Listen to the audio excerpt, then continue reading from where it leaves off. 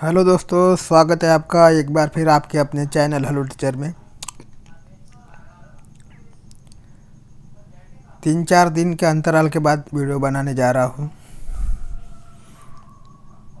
कारणवश तबीयत कुछ ठीक नहीं थी, अभी भी थोड़ी तबीयत ठीक नहीं लग रही है। फिर भी एग्ज़ाम पास में आ रही है, इस वजह से वीडियो बनाना भी ज़रूरी है।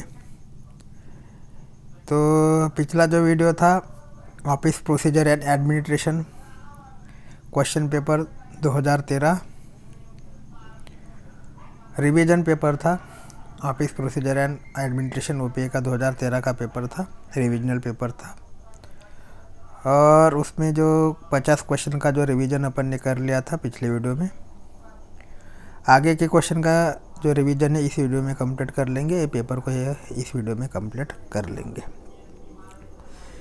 तो पिछले वीडियो का जो लास्ट क्वेश्चन था, क्वेश्चन नंबर 50 था। प्राधिकार का प्रत्यायोजन और विकेंद्रीकरण, delegation and decentralization of authority, option number A में दिया था। वरिष्ठ के अधिकार को कम करता है, reduce the power of superiors. Option number B था, अधीनस्थता में उत्तरदायित्व का भाव जगाने में मदद करता है, help in arousing sense of responsibility is subordinates. Option number C था, कार्यात्मक स्तर पर शीघ्र निर्णय लेने में सहायक होता है, help taking decision faster and functional level. And option number जो डी था, बी और सी दोनों, बोथ बी एंड सी। तो क्वेश्चन नंबर 50 का जो राइट आंसर देखा था पिछली वीडियो में, वो था option number D, B and C दोनों, बोथ बी एंड सी। ठीक है, तो इस वीडियो का अगला क्वेश्चन जो है, वीडियो का पहला क्वेश्चन है, पेपर का 51वां क्वेश्चन है, 51वां क्वेश्चन है 2013 के पेपर का। यदि पीस वर्कर अपनी मजदूरी नहीं कमा पाता है तो उसे मिलता है। इजी क्वेश्चन है, और इजी है लेकिन बार बार एग्जाम में पूछा जाता है ये क्वेश्चन, इजी भी है और आईएमपी भी है। ठीक है, तो यदि पीस वर्कर अपनी मजदूरी नहीं कमा पाता है तो उसे मिलता है। यदि कोई पीस वर्कर जो है उसको अपनी मजदूरी कमा पाने में मुश्किल जा रही है किसी कारणवश मतलब अगर वर्कलोड नहीं है, पावर नहीं है, और कोई भी जो फैक्ट्री का रीज़न है, उस कारणवश अगर उसको अपनी मजदूरी कमाने में दिक्कत हो रही है तो उसे क्या मिलता है। इम्पोर्टेंट क्वेश्चन है, इजी क्वेश्चन है और बार बार एग्जाम में पूछा जाता है। If a piece worker is not able to earn his wages, he is supported by, option number A में दिया आइडल पे, ऑप्शन नंबर बी में दिया है गारंटी पे, ऑप्शन नंबर सी में दिया वारंट समायोजन, warrant adjustment, and option number D में दिया गैंग वर्क। तो यदि पीस वर्कर अपनी मजदूरी नहीं कमा पाता है तो उसको गारंटी पे दिया जाता है। तो इसका करेक्ट आंसर क्या हो जाएगा, 51 का हो जाएगा ऑप्शन नंबर बी, गारंटी पे। इसके बाद जो अगला क्वेश्चन है, क्वेश्चन नंबर 52 है, निम्न में से डैश को छोड़कर अन्य सभी कम्युनिकेशन प्रणाली के अवयव है। तो communication process is compose of following except, option number A में दिया है बोध, परसेप्शन, ऑप्शन नंबर बी में दिया इनकोड करना, इनकोडिंग, ऑप्शन नंबर सी में दिया इम्प्रेशन, और ऑप्शन नंबर डी में दिया रिस्पॉन्डिंग। तो क्वेश्चन नंबर 52 जो है, निम्न में से किसको छोड़कर अन्य सभी कम्युनिकेशन प्रणाली के अवयव है। तो 52 का जो राइट आंसर हो जाता है ऑप्शन नंबर सी, इम्प्रेशन। मतलब इम्प्रेशन को छोड़कर जो अन्य बाकी बचे हैं, जैसे बोध हो गया, इनकोड करना हो गया, रिस्पॉन्डिंग हो गया, ये सब कम्युनिकेशन प्रणाली के अवयव है। जो नहीं है वो है इम्प्रेशन। ठीक है,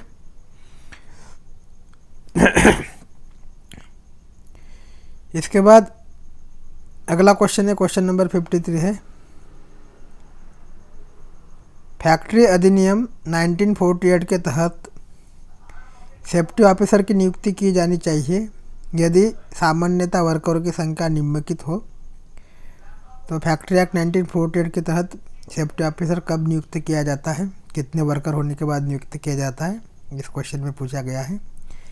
as per factory act 1948 a safety officer has to be appointed if number of workers orderly employee are option number A मध्ये 150 and more, option number B मध्ये 250 और मोर, ऑप्शन नंबर सी मध्ये 500 और मोर, और ऑप्शन नंबर डी मध्ये 1000 और मोर।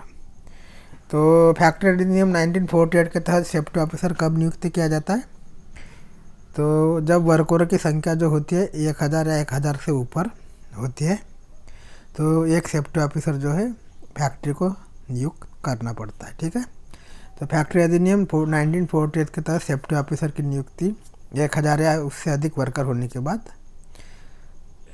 की जाती है। तो 53 का जो राइट आंसर हो जाएगा ऑप्शन नंबर डी। इसके बाद अगला क्वेश्चन है, क्वेश्चन नंबर 54 है,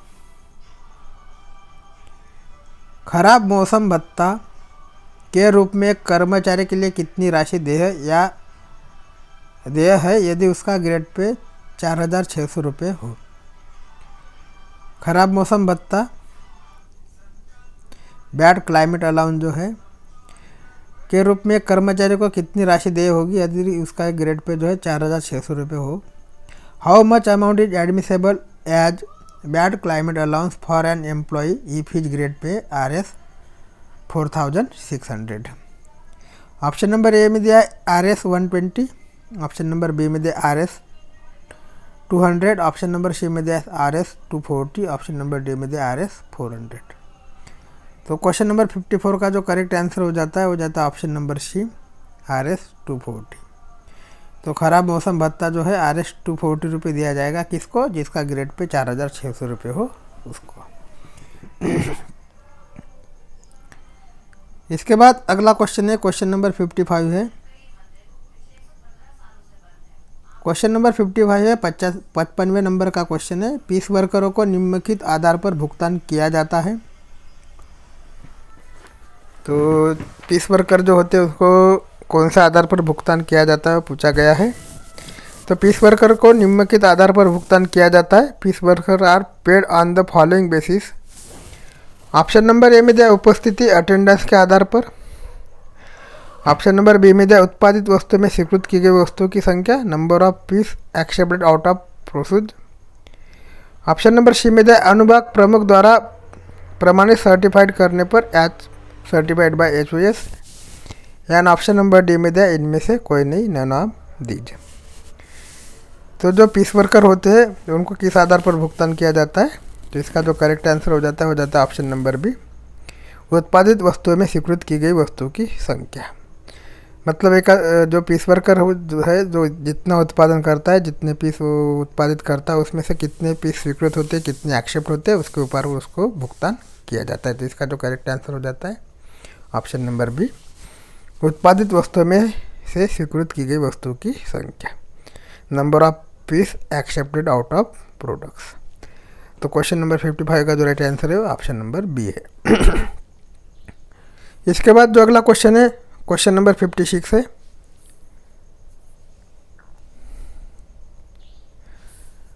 क्वेश्चन नंबर 56 है, मूल्य वृद्धि की क्षतिपूर्ति करने के लिए बेस ईयर लिया गया है। तो मूल्य वृद्धि की क्षतिपूर्ति करने के लिए बेस ईयर लिया गया है। Day is granted to compensated piece increase, the base year has been taken as. Option number A में दिया है 1990, ऑप्शन नंबर बी में दिया है 2000, ऑप्शन नंबर डी सी में दिया है 2001, और ऑप्शन नंबर डी में दिया 2002। तो D is granted to compensate price increase, the base year has been taken as. इसका जो करेक्ट आंसर हो जाता है ऑप्शन नंबर सी 2001।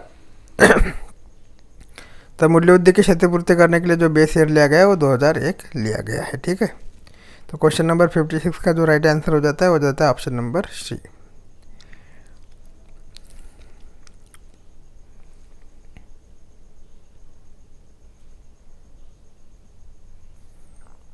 इसके बाद अगला क्वेश्चन है, क्वेश्चन नंबर 57 है, निम्नलिखित में से कौन से पूर्व परिशोधित पे बैंड का नए पे स्केल में ग्रेड पे नहीं होता है? निम्नलिखित में से कौन से पूर्व परिशोधित पे बैंड का नए पे स्केल में ग्रेड पे नहीं होता है? क्वेश्चन नंबर 57 में पूछा गया है। तो which of the following pre revise pay band does not have grade pay in new scale? Option number A में दिया है 18,400 dash 500 dash 22,400। Option number B में दिया है 22,400 dash 525 dash 24,500। Option number C में दिया है 16,400 डैश 450 डैश 20,900। और ऑप्शन नंबर डी में दिया इनमें से कोई नहीं, नैन ऑफ दी अबो। तो क्वेश्चन नंबर 57 का जो करेक्ट आंसर हो जाता है option number B 22,400 dash 525 dash 24,500। इसके बाद अगला क्वेश्चन है, क्वेश्चन नंबर 58 है, फैक्ट्री एक्ट के ऊपर क्वेश्चन है और इजी क्वेश्चन है, इजी है लेकिन ये भी इम्पोर्टेंट क्वेश्चन है, बार बार एग्जाम में पूछा जाता है। क्वेश्चन नंबर 58 है, किसी भी बच्चे को जिसने डैश की आयु पूरी नहीं की है किसी भी फैक्ट्री में रोजगार नहीं दिया जा सकता है। No child who has not completed following years of age shall be allowed to work in any factory. Option number A है 13 ईयर्स, ऑप्शन नंबर बी है 14 ईयर्स, ऑप्शन नंबर सी है 16 ईयर्स, ऑप्शन नंबर डी है 18 years. तो कोई भी बच्चा जो है जिसने अपनी आयु की जो साल है, आयु का जो वर्ष है पूरा नहीं किया है तो उसको फैक्ट्री में रोजगार नहीं दिया जाता है, वो है ऑप्शन नंबर बी 14 ईयर्स। ठीक है, किसी भी बच्चे को अगर फैक्ट्री में काम करना है तो उसको अपनी आयु की कम से कम 14 साल पूरे करना ज़रूरी हो जाता है एज पर फैक्ट्री एक्ट। तो क्वेश्चन नंबर 58 का जो करेक्ट आंसर हो जाता है ऑप्शन नंबर बी 14 वर्ष। ठीक है, इसके बाद अगला क्वेश्चन है, क्वेश्चन नंबर 59 है, इम्पोर्टेंट क्वेश्चन है। तो क्वेश्चन नंबर 59 है, फाइलें डैश वर्गों के तहत दर्ज की जाती है। फाइल्स में be recorded under dash categories. Option number A में दिया है 2, ऑप्शन नंबर बी में दिया है 3, ऑप्शन नंबर सी में दिया है 4 और ऑप्शन नंबर डी में दिया है 5। तो फाइलें जो है कितने वर्गों के तहत दर्ज की जाती है इसमें पूछा गया है। तो क्वेश्चन नंबर 59 का जो राइट आंसर हो जाता है ऑप्शन नंबर बी 3। फाइलें जो है 3 वर्गों के तहत दर्ज की जाती है। अतः 3 वर्ग कौन से? पहला तो है ए, दूसरा है बी और तीसरा है सी। ठीक है, फाइलें जो 3 वर्गों के तहत बुक की जाती है उसमें पहला ए है, दूसरा बी है, तीसरा सी है। इसके बाद जो क्वेश्चन है, क्वेश्चन नंबर 60 है, एचबीए का पूरा मूलधन किस्त में चुकाया जा सकता है। एचबीए का जो पूरा मूलधन है, एचबीए का जो लॉन्ग फॉर्म होता है हाउस बिल्डिंग अलाउंस, तो एचबीए का पूरा मूलधन जो है कितने किस्त में चुकाया जा सकता है। The entire principal amount of HBA is repayable in dash instalments. Option number A में दिया 150, ऑप्शन नंबर बी में दिया 160, ऑप्शन नंबर सी में दिया 180, ऑप्शन नंबर डी में दिया 200। तो एचबीए का पूरा मूलधन जो है वो 180 किस्त में चुकाया जा सकता है। तो इसका जो करेक्ट आंसर हो जाता है ऑप्शन नंबर सी 180 और ये भी आईएमपी क्वेश्चन हो जाता है। एचबीए का पूरा मूलधन जो है 180 किस्त में चुकाया जा सकता है। इसके बाद अगला क्वेश्चन है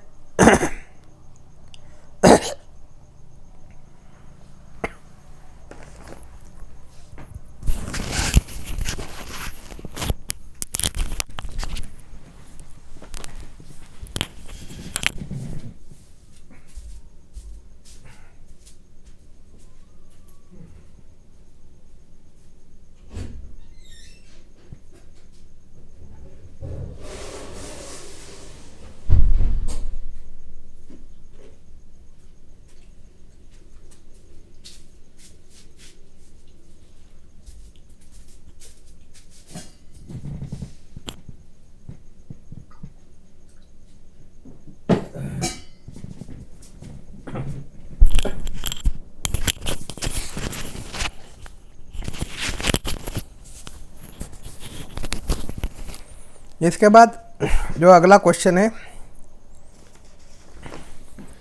एक सेवानिवृत्त ग्रुप ए अधिकारी अपनी सेवानिवृत्ति की तारीख से डैश वर्ष की समाप्ति से पहले बिना पूर्व मंजूरी के किसी भी तरह के व्यावसायिक रोजगार को स्वीकृत नहीं कर सकता। Retired group A officer should not accept any commercial employment before the expiry of following years from the date of their retirement without obtaining prior क्रिशन।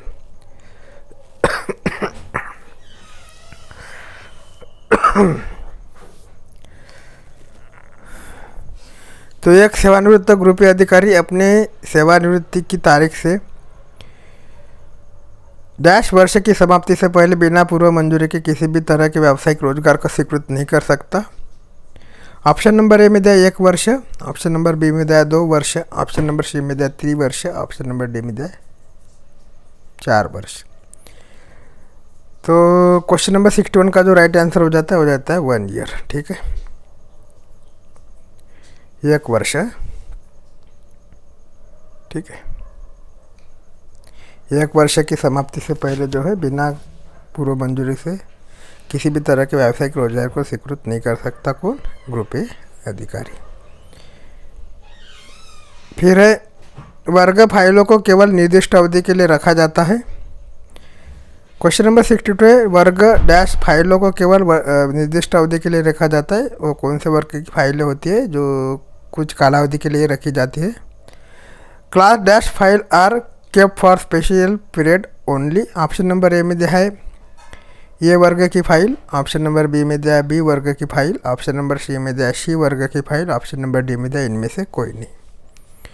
तो जो विशिष्ट कालावधि के लिए रखी जाती है, निर्दिष्ट कालावधि के लिए जो रखी जाती है वो फाइल है सी दर्जे की फाइल, और इसको कुछ विशिष्ट कालावधि के लिए ही रखा जाता है।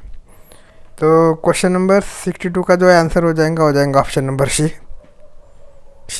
वर्ग की फाइल है। इसके बाद अगला क्वेश्चन है, क्वेश्चन नंबर 63 है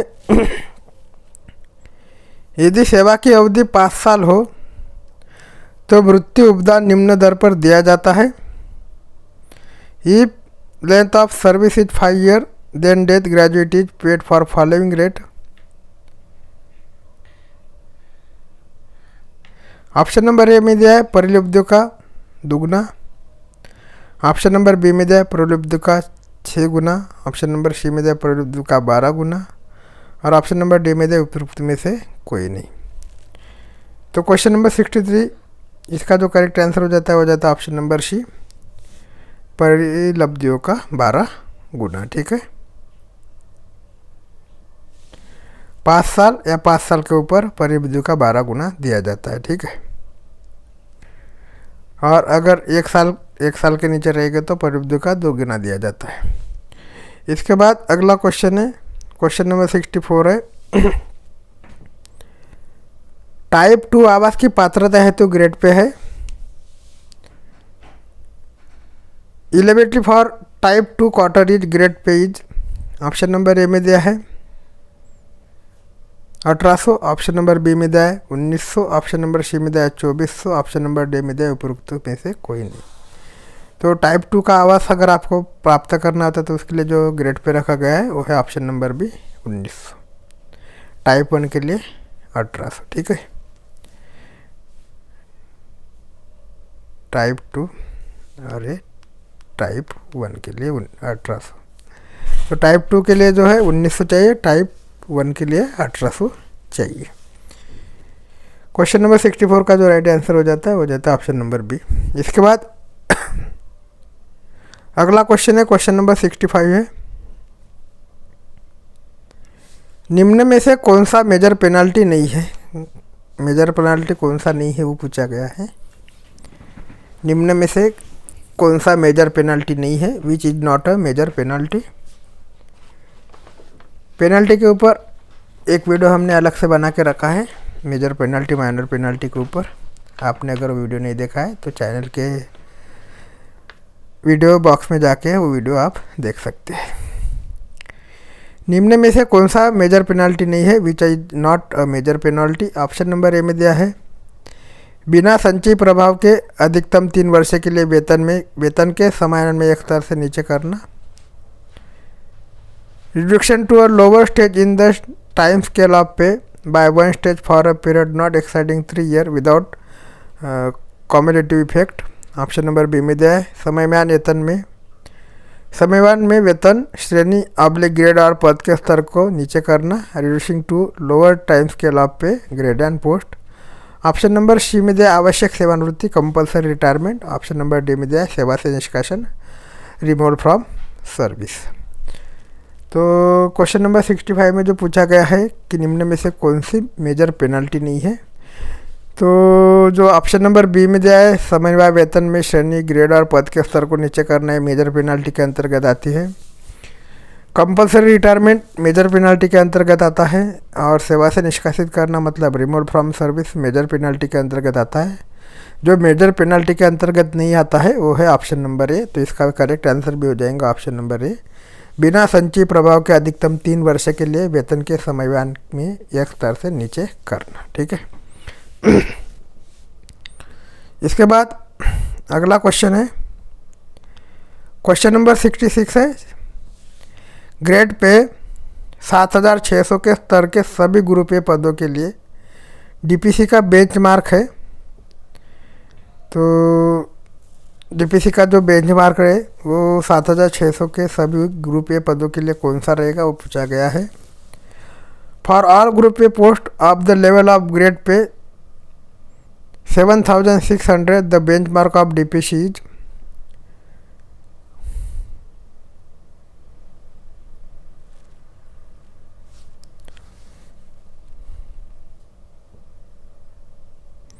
ऑप्शन नंबर ए में दिया बहुत अच्छा very good. Option number B में दिया अच्छा गुड। ऑप्शन नंबर सी में दिया औसत एवरेज। ऑप्शन नंबर डी में दिया आउटस्टैंडिंग। तो 7600 के स्तर के सभी जो ग्रुप पदों के लिए बेंचमार्क दिया जाता है वो देता है ऑप्शन नंबर, क्वेश्चन नंबर 66 का जो राइट आंसर हो जाएगा option number a very good, बहुत अच्छा। इसके बाद अगला क्वेश्चन है क्वेश्चन नंबर 67 है निम्न में से किस अग्रिम पर ब्याज देय होता है? Which of the following is a interest bearing advance. निम्न में से किस अग्रिम पर ब्याज देय होता है? Which of the following is an interest bearing advance. Option number A में दिया गर्म कपड़ों के लिए अग्रिम warm clothing advance. Option number B में दिया कानूनी कार्रवाई के लिए अग्रिम advance in connection with legal proceeding. Option number C में दिया प्राकृतिक आपदाओं के लिए अग्रिम advance in the event of natural calamity. Option number D में दिया उपरोक्त में से कोई नहीं, नन ऑफ दीज। तो क्वेश्चन नंबर 67 का जो करेक्ट आंसर हो जाता है ऑप्शन नंबर डी उपरोक्त में से कोई नहीं। गर्म कपड़ों के लिए जो अग्रिम दिया जाता है, गर्म कपड़ों का जो एडवांस दिया जाता है उसमें कोई ब्याज दर नहीं लगता है। कानूनी कार्रवाई के लिए जो एडवांस दिया जाता है उसमें भी कोई ब्याज दर नहीं लगता है। प्राकृतिक आपदा के लिए अग्रिम जो दिया जाता है advance in the event of match है, इसमें भी कोई ब्याज दर नहीं लगता है। इसके बाद अगला क्वेश्चन है क्वेश्चन नंबर 68 है अधिवर्षिता पर सेवानिवृत्ति से डैश माह पहले जीपीएफ में अंशदान की वसूली रोक दी जाती है। आईएमपी क्वेश्चन है अधिवर्षित पर सेवानिवृत्ति से माह से पहले जीपीएफ में अंशदान की वसूली रोक दी जाती है। आईएमपी क्वेश्चन है recovery of subscription for GPF to be stop dash month before retirement on superannuation. Option number A में दिया 12, ऑप्शन नंबर बी में दिया 9, ऑप्शन नंबर सी में दिया 6, ऑप्शन नंबर डी में दिया 3। तो इसका जो करेक्ट आंसर हो जाता है ऑप्शन नंबर डी 3। तो 3 माह के पहले जो है जीपीएफ में अंशदान की वसूली रोक दी जाती है। किस कंडीशन पे? अर्धवार्षिक पर सेवानिवृत्ति से पहले। ठीक है, 3 माह पहले अर्धवार्षिकता पर सेवानिवृत्ति से 3 माह पहले जो है जीपीएफ में अंशदान की वसूली को रोक दिया जाता है। तो क्वेश्चन नंबर 68 का जो राइट आंसर हो जाता है ऑप्शन नंबर डी 3। इसके बाद अगला जो क्वेश्चन है माइनर पेनल्टी के अंतर्गत क्या आता है? तो माइनर पेनल्टी के अंतर्गत क्या आता है इस क्वेश्चन में पूछा है। पहले मैं पूछा था कि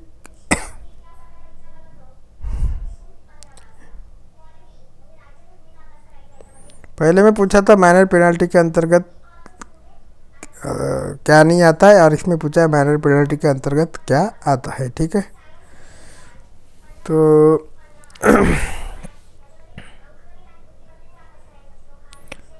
माइनर पेनल्टी के अंतर्गत क्या आता है। Which one falls in the category of minor penalty.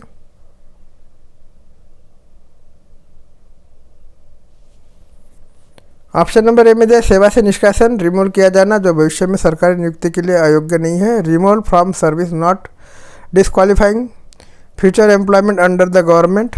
तो ऑप्शन नंबर बी में दिया वेतन को लोअर टाइम स्केल में घटाया जाना, reducing to lower time scale of pay. Option number C में दिया पदोन्नति को रोका जाना, withholding promotion. Option number D में उपरोक्त में से कोई नहीं। क्वेश्चन नंबर जो 69 दिया है, माइनर पेनल्टी के अंतर्गत क्या आता है। इसमें जो ऊपर की दो पेनल्टी दी गई, सेवा से निष्कासन किया जाना जो भविष्य की सरकार से नियुक्ति के लिए अयोग्य नहीं है, ये मेजर पेनल्टी के अंतर्गत आता है। वेतन को लोअर टाइम स्केल में घटाया जाना, reducing to lower time scale of pay, ये भी मेजर पेनल्टी के अंतर्गत आता है। जो माइनर पेनल्टी वो है पदोन्नति को रोका जाना, विथ होल्डिंग प्रमोशन। तो ऑप्शन नंबर सी इसका करेक्ट हो जाएगा, विथ होल्डिंग प्रमोशन। ठीक है, तो माइनर पेनल्टी के अंतर्गत जो आता है वो है पदोन्नति को रोका जाना, विथ होल्डिंग प्रमोशन। इसके बाद अगला क्वेश्चन है, क्वेश्चन नंबर 70 है।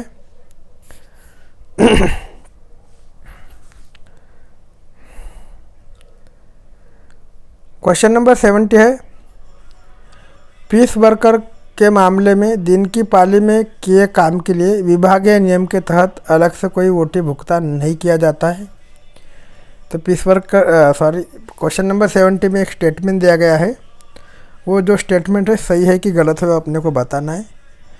पीस वर्कर के मामले में दिन की पाले में किए काम के लिए विभागीय नियम के तहत अलग से कोई ओटी भुगतान नहीं किया जाता है। In the case of piece workers no separate payment for OT under departmental rule, work in day shift is made. तो ये ट्रू है या फॉल्स है ये बताना है। तो क्वेश्चन नंबर 70 का जो करेक्ट आंसर हो जाता है वो हो जाता है ट्रू। ठीक है, ये जो स्टेटमेंट दिया गया है ये ट्रू स्टेटमेंट है। पीस वर्कर के मामले में दिन की पाली में किए काम के लिए विभागीय नियम के तहत अलग से कोई ओटी का भुगतान नहीं किया जाता है, सही है। फिर है क्वेश्चन नंबर 71 है, राष्ट्रीय ध्वज का सबसे छोटा मानक साइज मिलीमीटर है। तो अपना जो राष्ट्रीय ध्वज है, राष्ट्रीय ध्वज जो तिरंगा है, उसका जो सबसे छोटा मानक साइज कितना मिलीमीटर है इस क्वेश्चन में पूछा गया है। The smallest standard size of national flag in mm is. Option number A में दिया है 900 बाई 600, ऑप्शन नंबर बी में दिया 1800 बाई 1200, ऑप्शन नंबर सी में दिया 225 बाई 150, ऑप्शन नंबर डी में दिया 150 बाई 100। तो क्वेश्चन नंबर 71 का जो करेक्ट आंसर हो जाता है वो जाता है ऑप्शन नंबर सी 225 बाई 150। ठीक है,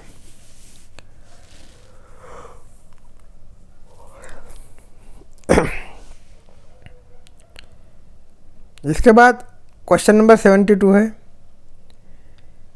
एक उत्पादन अनुभाग से जुड़े रखरखाव कार्यकर्ता अनुभाग के पीस वर्कर के लाभ के बराबर प्रोत्साहन बोनस के हकदार है। एक उत्पादन अनुभाग से जुड़े रखरखाव कार्यकर्ता अनुभाग के पीस वर्क के लाभ के बराबर प्रोत्साहन बोनस के हकदार है। ये भी एक स्टेटमेंट है और ये भी स्टेटमेंट सही है कि गलत है अपने को बताना है। ठीक है, क्वेश्चन एक बार अच्छे से पढ़ लीजिए। एक उत्पादन अनुभाग से जुड़े रखरखाव कार्यकर्ता मतलब जो मेंटेनेंस वर्कर होते हैं, अनुभाग के पीस वर्क के लाभ के बराबर प्रोत्साहन बोनस के हकदार है, मतलब जो भी पीस वर्कर बोनस कमाता है उसके बराबर के हकदार हैं। ये जो स्टेटमेंट है सही है कि गलत है बताना है। तो maintenance worker attach to production section are entitled to incentive bonus equal to piece work profit of the section. तो ये स्टेटमेंट क्या हो जाएगा, गलत स्टेटमेंट हो जाएगा। तो मेंटेनेंस वर्कर जो कि प्रोडक्शन हिसाब से रिलेशन रखते हैं वो वर्करों को 50% मिलता है। ठीक है, प्रोडक्शन वर्कर जितना भी कमाता है उसका प्रोडक्शन वर्कर के जो शॉप से रिलेटेड होते हैं वो शॉप से 50% जो है ये इंसेंटिव बोनस मेंटेनेंस वर्कर को मिलता है। इसके बाद 72 जो क्वेश्चन है वो फॉल्स क्वेश्चन है, ठीक है। इसके बाद जो अगला है क्वेश्चन फॉल्स नहीं, क्वेश्चन जो स्टेटमेंट दिया है वो फॉल्स स्टेटमेंट है। इसके बाद जो अगला है क्वेश्चन नंबर 73 है, आइडल टाइम का भुगतान पीस वर्करों एवं डे वर्करों को दोनों को ग्राह्य है। जो आइडल टाइम रहता है पीस वर्कर और डे वर्कर दोनों को दिया जाता है। क्या ये स्टेटमेंट सही है? Payment of idle time is admissible to piece worker as well as day worker. तो ये स्टेटमेंट क्या हो जाएगा? सही स्टेटमेंट हो जाएगा। जो आइडल टाइम दिया जाता है वो पीस वर्कर और डे वर्कर दोनों को दिया जाता है, इसके लिए दोनों एडमिसेबल है। इसके बाद अगला क्वेश्चन है क्वेश्चन नंबर 74 है, सूचना के संबंध में ऑफिस का मुख्य कार्य नहीं है। The act of dash information does not comprise the basis function of the office. सूचना के संबंध में ऑफिस का मुख्य कार्य नहीं है। The act of dash information does not comprise the basic function of the office. Option number A में दिया एकत्रण कलेक्टिंग, ऑप्शन नंबर बी में दिया प्रोसेसिंग, ऑप्शन नंबर सी में दिया वितरण डिस्ट्रीब्यूटिंग और ऑप्शन नंबर डी में दिया इनमें से कोई नहीं। तो सूचना के संबंध में ऑफिस का मुख्य कार्य नहीं है। इसका जो क्वेश्चन नंबर 74 का राइट आंसर हो जाएगा ऑप्शन नंबर डी, इनमें से कोई नहीं, क्योंकि ये सभी जो होते हैं मुख्य कार्य होते हैं सूचना के संबंध में, मतलब कलेक्टिंग, प्रोसेसिंग एंड डिस्ट्रीब्यूटिंग, ये सब जो है मुख्य कार्य है, ठीक है।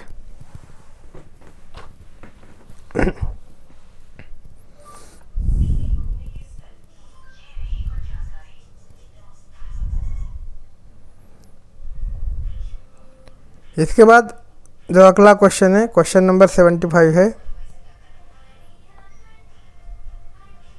फैक्ट्री में डैश से अधिक वर्कर काम करते हैं तो फैक्ट्री एक्ट के अनुसार कैंटीन होना अनिवार्य है। तो फैक्ट्री में कितने वर्कर अगर काम करेंगे तो फैक्ट्री में कैंटीन की जो फैसिलिटी उपलब्ध करना बंधनकारक होता है। तो फैक्ट्री में डैश से अधिक वर्कर काम करते हैं तो फैक्ट्री एक्ट के अनुसार कैंटीन होना अनिवार्य है। Factories act provided for canteen in any specified factory where more than following workers are employed. Option number A में दिया 100, ऑप्शन नंबर बी में दिया 150, ऑप्शन नंबर सी में दिया 250, ऑप्शन नंबर डी में दिया 500। तो क्वेश्चन नंबर 75 का जो करेक्ट आंसर हो जाता है ऑप्शन नंबर सी 250 वर्कर। अगर किसी फैक्ट्री में 250 से अधिक वर्कर होते हैं तो फैक्ट्री एक्ट के अनुसार जो फैक्ट्री एक्ट के अनुसार जो है कैंटीन की फैसिलिटी प्रोवाइड करना अनिवार्य हो जाता है 250 वर्कर, ठीक है, 250 वर्कर से अधिक वर्कर होने पर। इसके बाद अगला क्वेश्चन है क्वेश्चन नंबर 76 है, कौन सा रोस्टर खुली प्रतियोगिता द्वारा ली जाने वाली अखिल भारतीय सीधी भर्ती परीक्षा में उपयोग में लाया जाता है। कौन सा रोस्टर खुली प्रतियोगिता द्वारा ली जाने वाली अखिल भारतीय सीधी भर्ती परीक्षा में उपयोग में लाया जाता है। Following roster is used for direct recruitment on all India basis by open competition. Option number A में दिया 100 पॉइंट पर आधारित roster, 100 point base roster. Option number B में दिया 120 पॉइंट पर आधारित roster, 120 point base roster. Option number C में दिया 150 पॉइंट पर आधारित roster, 150 point base roster. Option number D में दिया 200 पॉइंट पर आधारित रोस्टर, 200 पॉइंट बेस रोस्टर। तो क्वेश्चन नंबर 76 का जो राइट आंसर हो जाता है ऑप्शन नंबर डी 200 पॉइंट पर आधारित रोस्टर, 200 पॉइंट बेस रोस्टर। तो रोस्टर का जो चैप्टर है इस एग्जाम में आपको बहुत महत्वपूर्ण रहने वाला है। रोस्टर के ऊपर कम से कम 3 से 4 क्वेश्चन बनेंगे और ये मैं आपको पहले भी बता चुका हूँ। और ये रोस्टर के ऊपर ही ये एक अलग से सेपरेट वीडियो हिंदी में हमने बना के रखा है। अगर आपने वीडियो नहीं देखा है तो चैनल के वीडियो बॉक्स में जाके आप वीडियो लिस्ट में जाके वो वीडियो रोस्टर का देख सकते हैं। 40 या 45 मिनट का वीडियो है और उसमें पूरा डिटेल सभी रोस्टर के बारे में दिया है। 100 पॉइंट रोस्टर जो है, 13 पॉइंट रोस्टर है, 120 पॉइंट रोस्टर है, 200 पॉइंट रोस्टर है, ये सब रोस्टर का विवरण उस वीडियो में दिया गया है। इसके बाद अगला जो क्वेश्चन है क्वेश्चन नंबर 77 है। क्वेश्चन नंबर 77 में एक स्टेटमेंट दिया गया है, आयुध निर्माणी में औद्योगिक कर्मचारियों की ड्यूटी पे और ओवर टाइम का हिसाब करने के लिए मानक घंटे पौने 45 घंटे प्रति सप्ताह होते हैं। तो ये स्टेटमेंट सही है कि गलत है बताना है। For the purpose of calculation of duty pay and overtime of industrial employees in ordnance factories standard working hours are 44.75 hours week. ये स्टेटमेंट है सही या गलत ये बताना है। तो ये स्टेटमेंट क्या हो जाता है, सही स्टेटमेंट हो जाता है। तो क्वेश्चन नंबर 77 का जो राइट आंसर हो जाएगा ट्रू, सही। ठीक है। आयद निर्माणी में जो ऑर्डिनेंस फैक्ट्री में एक हफ्ते के जो घंटे होते हैं वर्किंग हार्स वो 45 होते हैं। इसके बाद अगला क्वेश्चन है, क्वेश्चन नंबर 78 है। यदि सरकारी आवास पुराने स्टेशन पर रखा गया हो तो ये चारे नए स्टेशन पर केवल निम्नलिखित माह के लिए ग्राह्य है। ये charge is admissible for dash month only at new station if government accommodation is retained at old station. Option number A में दिया है 2, ऑप्शन नंबर बी में दिया है 4, ऑप्शन नंबर सी में दिया है 6 और ऑप्शन नंबर डी में दिया है 8। तो क्वेश्चन नंबर 78 का जो करेक्ट आंसर हो जाता है ऑप्शन नंबर सी 6 मंथ। ठीक है। इसके बाद अगला क्वेश्चन देखते हैं, क्वेश्चन नंबर 79 है। क्वेश्चन नंबर 79 है, दस्तावेज जिसकी सूचना और सामग्री के अनधिकृत प्रकटीकरण राष्ट्र के हितों, सरकारी गतिविधि या व्यक्ति के प्रतिकूल हो या किसी प्रशासनिक शर्मिंदगी का कारण बने या एक विदेशी देश के लिए लाभप्रद हो तो ऐसे दस्तावेज के रूप में वर्गीकृत किया जाता है। क्वेश्चन एक बार फिर से रिपीट कर रहा हूँ। दस्तावेज जिसका सूचना और सामग्री के अनधिकृत प्रकटीकरण राष्ट्र के हितों, सरकारी गतिविधि या व्यक्ति के प्रतिकूल हो या किसी प्रशासनिक शर्मिंदगी का कारण बने या एक विदेशी देश के लिए लाभप्रद हो तो ऐसे दस्तावेज के रूप में वर्गीकृत किया जाता है। इसका मतलब जो है, ऐसा जो दस्तावेज है जो कि अपने देश के लिए घातक हो सकता है और दूसरे देश के लिए लाभदायक हो सकता है, तो वो दस्तावेज को रूप में वर्गीकृत किया जाता है। वो कौन से रूप में वर्गीकृत किया जाता है पूछा गया है।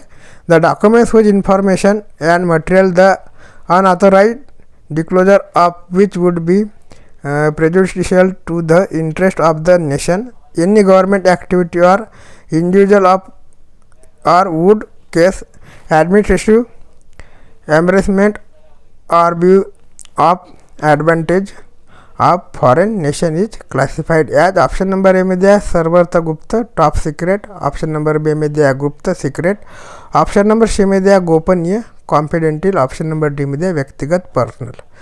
तो ऐसे दस्तावेजों को जिस रूप में वर्गीकृत किया जाता है उसको जो बोला जाता है वो है ऑप्शन नंबर सी गोपनीय दस्तावेज, गोपनीय। ठीक है, कॉन्फिडेंशियल।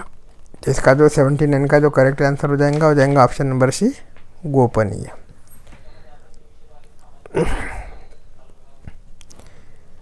इसके बाद अगला क्वेश्चन है,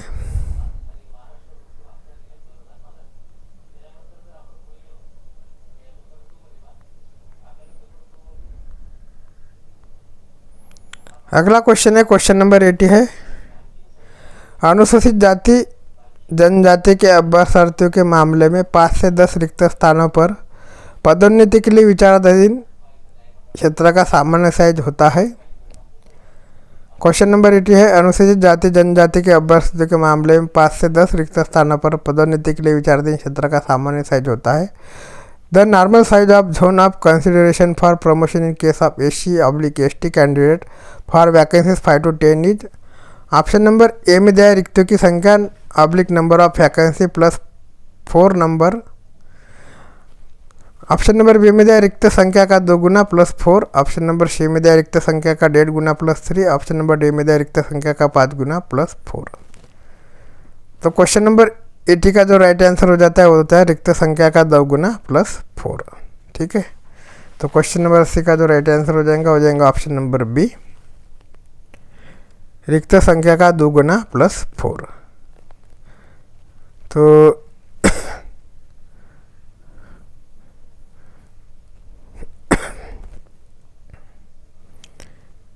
इस वीडियो को यहीं पे रोक देते हैं। बच्चे जो 20 क्वेश्चन हैं अगले वीडियो में कवर करेंगे, क्योंकि थोड़ा बोलने में कठिनाई हो रही है, गले में दर्द हो रहा है। तो इस वीडियो को यहीं पे रोक कर अगला जो पार्ट आएगा उसमें अगले बचे कुछ 20 क्वेश्चन को कवर कर लेंगे। Thank you.